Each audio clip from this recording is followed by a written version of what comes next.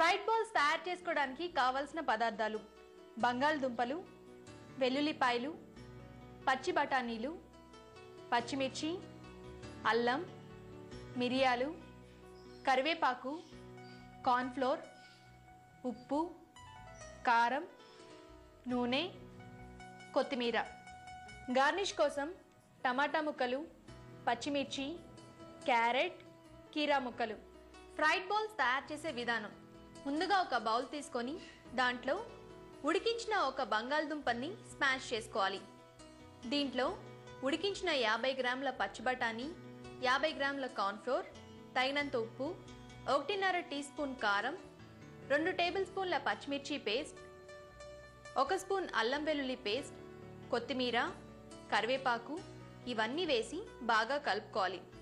ఇలా కలుపుకున్న తర్వాత అందులో 1/2 టీ స్పూన్ మిరియాల పొడి కూడా వేసుకొని బాగా ముద్దగా కలుపుకోవాలి.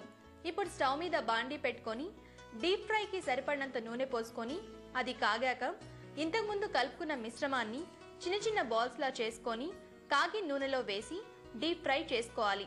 చివరగా తయారైన ఫ్రైడ్ బాల్స్ ని ఒక ప్లేట్లోకి తీసుకొని టమాటా ముక్కలు, క్యారెట్ ముక్కలు, కీరా ముక్కలతో పచ్చిమిర్చి ముక్కలు అందంగా అలంకరించుకోవాలి. ఈ ఫ్రైడ్ బాల్స్ ని టొమాటో కచప్తో తీసుకుంటే చాలా బాగుంటాయి. అంతే, ఎంతో టేస్టీగా ఉండే ఫ్రైడ్ బాల్స్ రెడీ.